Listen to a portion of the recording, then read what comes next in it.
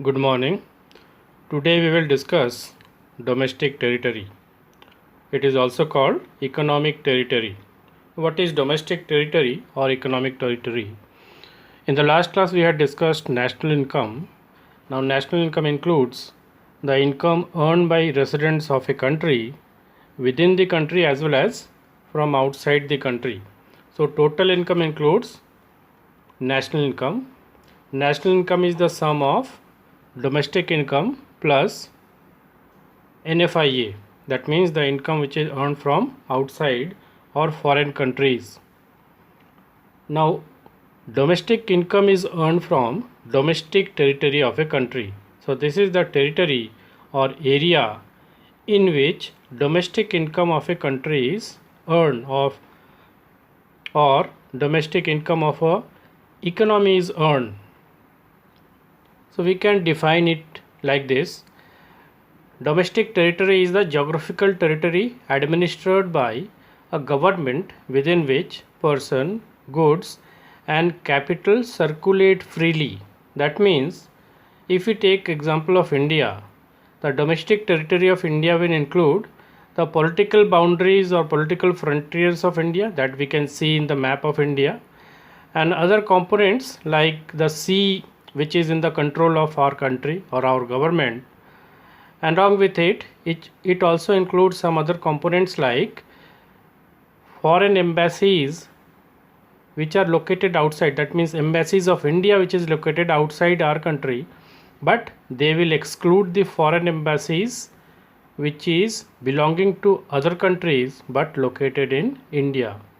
So political frontiers of India, the area which we see within the political frontier of India is totally not the domestic territory.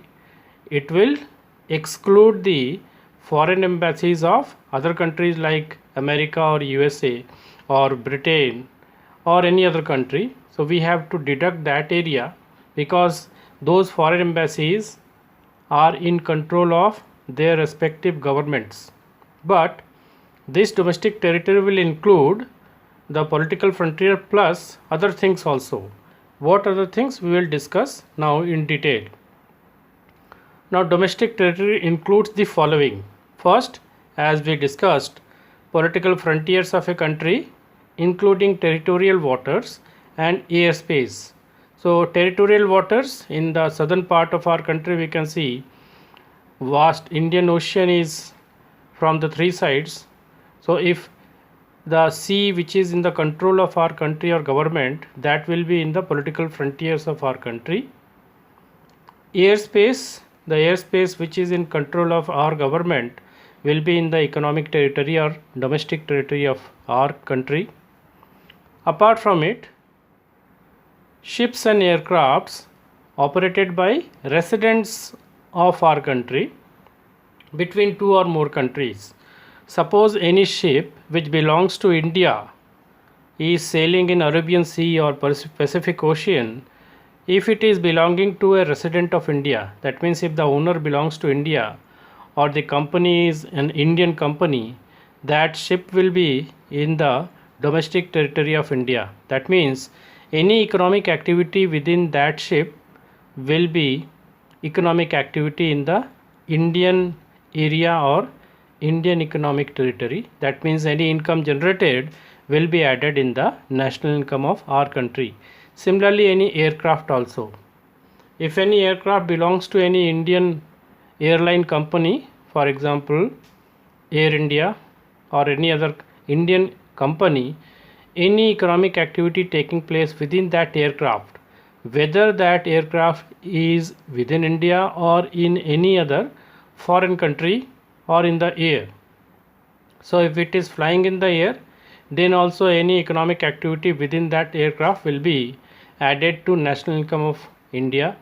Or if it is landed on London airport, then also within that aircraft, although London airport belongs to Britain, but the aircraft which is belonging to any Indian company, that will be economic territory of India. So any economic activity will be added to the national income of India.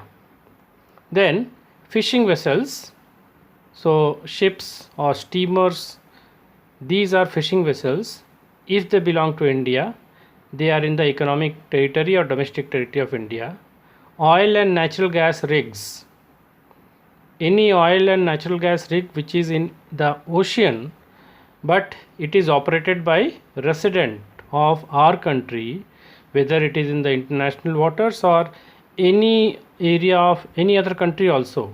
For example, if there is any natural gas rig situated in Iran or Oman, and if that country has provided exclusive right to that Indian company, suppose Reliance Industries has received exclusive rights to operate in that particular country, suppose in Iran, and then they can take out natural gas from Iran, then that particular area or natural gas rigs, that will also belong to domestic territory of our country, India. Then apart from it, embassies in which ambassador lives, that means Indian embassy situated in any part of the world, that will be in the domestic territory of India. Consulates and military establishment, any military establishment or Indian military establishment or any consulate in any part of the world, that will also belong to domestic territory of India. That means we can say that any income generated in domestic territory is the domestic income.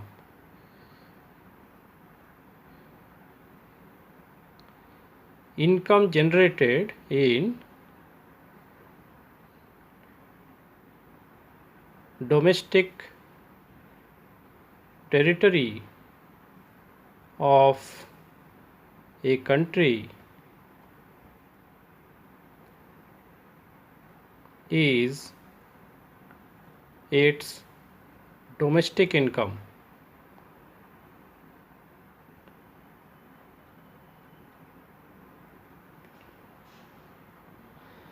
So any of these areas, whether they belong to political frontiers of India or not, whether they are out of these parts also, apart from political frontiers, they will also be in the domestic territory of our country, and any income generated will be in the national income of our country. It will be domestic income of our country. Now, to understand the concept of domestic income or domestic territory better, we can take some examples. For example, profit earned by foreign bank and its branches in India. The foreign bank, although belongs to any foreign country, but it is situated in our country or India, that is in the domestic territory of India. So we can say that it is a part of domestic income, since branches of foreign bank lie within the domestic territory of India. Second, we can take examples. Scholarship given by Government of India. Now, scholarship, as we already had discussed, that it is not any earned income. So domestic income or national income is always earned income. If any income is not earned income, that will be not any part of national income or domestic income.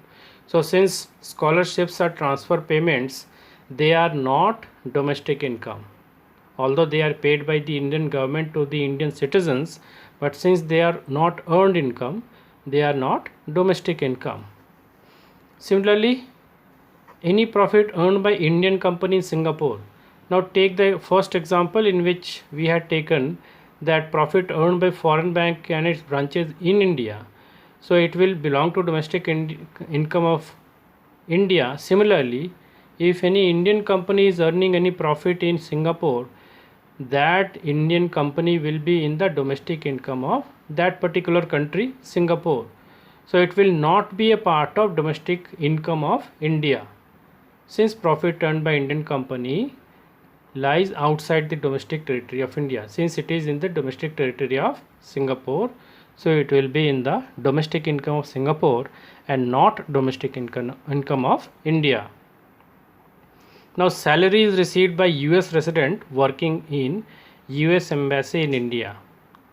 US resident, they are, since resident of US they are not our resident. And then US embassy in India, as we just now discussed, any embassy situated in India will be in the domestic territory of that particular country. So US embassy, although situated in New Delhi, that will be not in the part or domestic income or domestic territory of India, that will be in the domestic territory of US. So any payment made to a person who is not in the domestic territory of India will not be a part of domestic income of India. Similarly, we can take some more examples. Salary is received by Indian resident working in Indian High Commission in US. Now, Indian High Commission in US, it is domestic territory of India. So any economic activity in this area will be in the domestic territory of India. So it will be a part of, yes, it will be a part of domestic income, since Indian High Commission is considered as domestic territory of India. So by this we can understand that any embassy or high commission belonging to foreign country will be in the domestic territory of that particular country, and any income generated or paid will be in the income of that particular country. Similarly, any Indian high commission or embassy situated in any part of the world will be in the domestic territory of our country, thus will be added in the domestic income of our country. Then salary is received by US resident working in US bank in India. Now US bank, since US bank is situated in India, so this is not any domestic territory of other country or US, it is in the domestic territory of India. So any salary received by US resident will be domestic income of India. Then salary is received by Indian resident working in SBI in US. Now State Bank of India branch in US, it will be in domestic territory of US.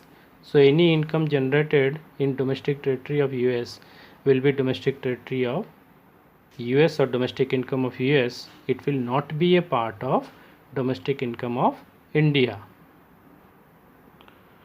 Now see question number 15. Remittances from Indian resident, non-resident Indian to their families in India. Who are non-resident Indians? Those Indians who are actually citizen of India but they are working in any other country. They are NRIs. If NRIs are sending any amount, that is called remittance to India, it is not a part of domestic income.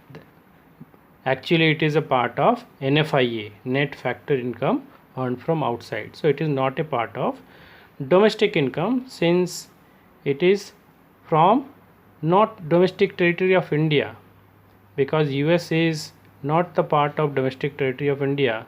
Any income earned in US will not be domestic income of India, although it will be added in national income. Remittances, since they are transfer payment, they will not also be added in the national income because they are not earned money, because if money is sent to any person in India, it is not earned by India. They are the resident of other country or US. They will be earning there and they will be paying taxes in US. So that will be added to national income of US.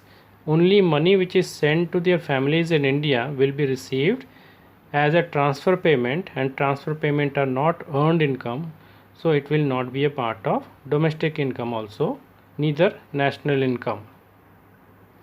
Like this you can go through some more examples given in your book also.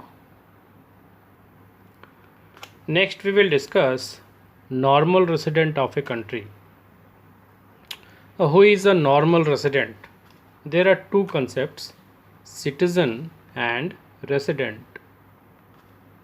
Citizen is a person who is having the citizenship of a country. So citizenship is basically provided if a person is born in that particular country. For example, any person who is born in India will have citizenship of India, or if their parents are also belonging to India, they will have citizenship of India. Citizenship is provided by the courts, and it is a legal concept which is belonging on the basis of birth of a person or some legal provisions of a country. So there are different legal provisions of different countries which are followed, and then citizenship is provided. Now residentship is different. It is a concept which is related to economic activities. Suppose there is a person who has born in India, studied in India, and after completing the studies, that person is working in US. It happens with many engineers, doctors, and other technicians who are trained in India, studied in India, born and brought up in India. That means they are citizen of India, but they obtain the visa in US and they start working in US. So like this, if the person is working in any other country, the person becomes the resident of that particular country. So if he is working in US, earning is in US, he will be paying taxes in US only. So he will be resident of US. So that person will be NRI who is citizen of India, but he is resident of US. So he will be paying taxes in US. So if we define resident or a normal resident of a country is a person or an institution. Now resident does not mean only individual person, it can also be an institution. That means branch of a company, also any educational institution like this, who ordinarily reside in a country and whose economic interest also lies in that country. So resident or normal resident, if a person is working in US, that person will be normal resident of US because he will be earning there. That means his economic interest will lie in US. So he will be citizen of India, but he will be resident of US. So his earning will be added to earning of US and added to national income of US, not national income of India. Although he can send money back to his parents or relatives in India, that will be a transfer income. So if the definition of resident implies or explains these things. A resident lives or is located within the economic territory of that country. So if we take an example of Honda Motors India Limited, although Honda is basically a company belonging to Japan, but its Indian branch will be Indian resident because it is situated in India. It is doing its economic activities in India and paying taxes in India. Similarly, if any foreign national lives in India for years and earns here, pays taxes here, he will be resident of India. The resident carries out basic economic activities such as earning, spending, and accumulation from that location.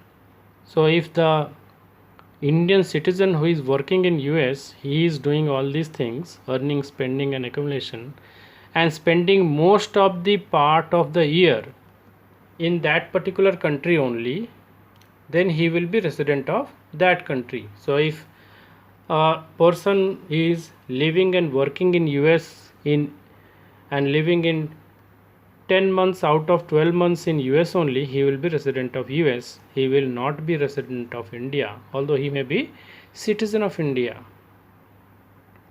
So we can take care these things. A person can be citizen as well as resident. Now normally we are citizens as well as resident. So people like us who are born in India, who are citizen of India and also working in India, we are citizen as well as resident. But if some people out of us who are citizen of India but go outside and work, they will be citizen of India but they will be resident of another country. it is not necessary that citizen of a country is necessarily resident of that country. So any person born in India will be citizen of India, but not necessarily resident of India. If he goes to UK or US and starts working there, he will be resident of US or UK. A person can be citizen of one country and at the same time resident of another country. So in India or Indian context, we take example of non-resident Indians. So many people who are actually Indian residents, but they are working in other parts of the world, they are NRIs. So NRIs and citizen of India but resident of country in which he lives. So he can be a resident of Dubai, he can be resident of Britain or any other country, or Canada, but citizen of India. Sometimes we confuse resident with national. Remember, resident is the only economic word that we will consider for calculation of national income. Now national, a resident includes both national as well as non-nationals. For example, take example of residents of America. Residents of America include citizens of America as well as non-citizens or non-nationals of India, non-nationals of America. Many Indians who are not the nationals of in America, they are now resident of America. So national is related to citizenship.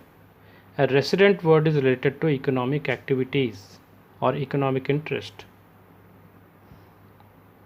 Now primary requisite being that person concerned should reside in the country for 1 or more than 1 year.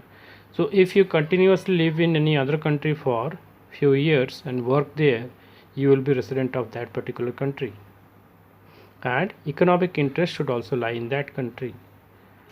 So we can take many examples, like person residing in England and his business having an Indian passport and Indian citizenship is non-national. He is not a citizen of England, but since he is doing business in England, he is living in England, he is resident of England, but he is citizen of India or national of India.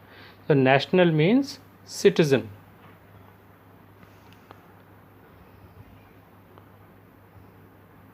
Indian citizens working in office of international organizations such as World Bank, IMF or UNO located in India. These international organizations have their branches in India also, and in those branches some Indians are also working. Living in Delhi, they are going there and working. They are simply resident of India because they are living in India, only going to the office, working there, and in the evening they are coming back to their home. But the foreign citizens who are working in these international organizations located in India. So if in New Delhi there is a branch of IMF and any American is working in IMF branch of India, he will be resident of that particular country, not resident of India. Similarly, Indian citizen working in foreign embassy shall be treated as resident of India.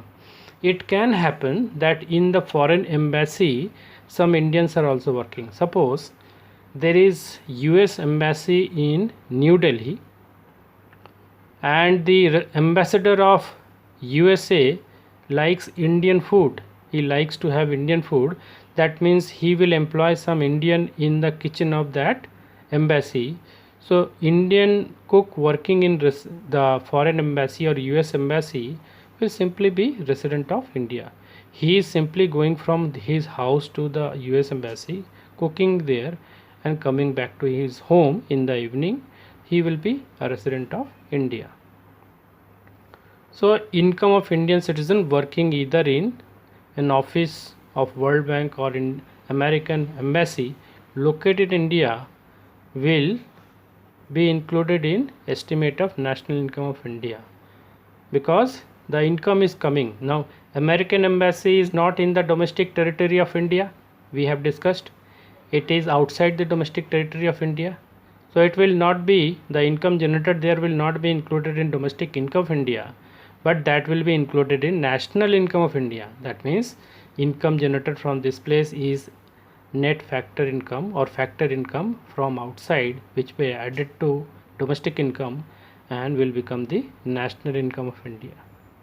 So normally all the individuals living within the domestic territory are residents of that particular country except the following. See, if the person is going to another country not for working for but for some days, who are going for some days? Foreign visitors and travelers. So if any foreign person is coming to India for tour or sports or any conference, he will be resident of that particular country only. He will be living in India only for few days. Now some Indians may go to any other country for tour or study or sports event, and then they will be simply Indian resident, but for few days they are going there and working there. Border workers. Now we can take examples of India and Nepal or India and Bangladesh. India and Nepal have open boundary. It happens that many Nepalese are coming to India, they are working in India, and in the evening they are going back to Nepal, their house. In that case, that person will be considered as resident of Nepal. So the person who cross border between two countries regularly will be treated as resident of the country in which they live. You can argue that a Nepali person is earning in India, so why they are not resident of India? Since their house is situated in Nepal, they will be considered as resident of Nepal, not resident of India. Then officials or diplomats and members of armed forces of a foreign country, they are obviously belonging to that particular country, not India. Employees of international organizations like UNO or IMF who are not Indian citizens, although they are coming to India and working in the branches, so they will be treated as normal resident of that country in which they live, not India. So this will be kept in mind about residentship. So go through these concepts in your book and also go through some examples. We will take up another topic in the next class. Thank you.